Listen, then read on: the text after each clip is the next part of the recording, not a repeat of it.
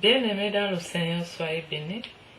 Alors aujourd'hui, nous allons parler de ce que nous avons appris, que le roi Hérode avait fait assassiner tous les enfants d'un certain âge pensant tuer Jésus. Tout ça pour une affaire de jalousie. Alors, que s'était-il passé réellement?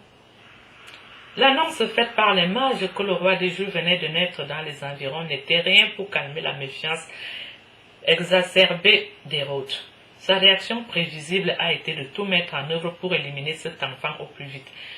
Hérode s'informa auprès des scribes du peuple d'où devait naître le Messie et poursuivit son enquête. Il assembla tous les principaux sacrificateurs et les scribes du peuple et s'informa auprès d'eux d'où devait naître le Christ. Ils lui dirent à Bethléem en Judée, car voici ce qui a été écrit par le prophète. Et toi, Bethléem, terre de Juda, tu n'es certes pas la moindre entre les principales villes de Juda, car de toi sortira un chef qui pètera Israël, mon peuple.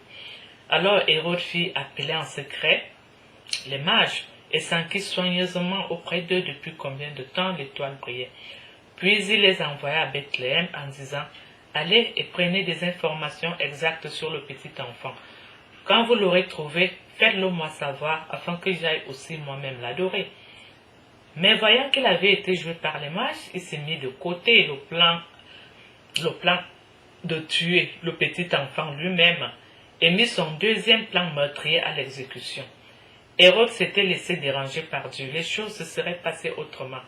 Alors Hérode, voyant qu'il avait été joué par les mages, s'est mis dans une grande colère et il envoya tuer tous les enfants de 2 ans et au-dessous qui étaient à Bethléem et dans tout son territoire, selon la date dont il s'était soigneusement enquis auprès des mages. Alors s'accomplit ce qui avait été annoncé par Jérémie le prophète. On a entendu des cris à Rama, des pleurs et de grandes lamentations. Rachel pleure ses enfants et n'a pas voulu être consolée, parce qu'ils ne sont plus. Bien-aimés dans le Seigneur, soyez bénis. Alors nous sommes donc convaincus que cette affaire était vraie et que franchement ce n'est pas une affaire de rumeur.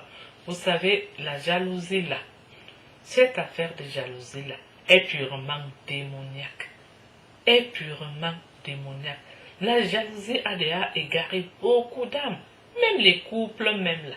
Ces couples qui divorcent à tout moment là, c'est une affaire de jalousie.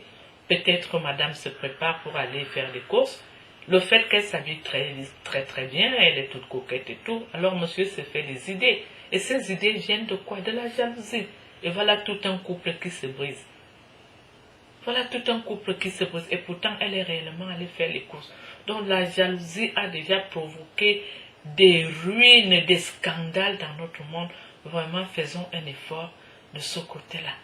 Parce que vraiment, la jalousie est une abomination qui vient directement du démon, du diable. Et qui cause des destructions, des chaos, des séparations, qui brise des couples, des fois pour rien. Bien-aimés dans le Seigneur, soyez bénis. Et merci beaucoup d'avoir accepté, partagé avec nous aujourd'hui.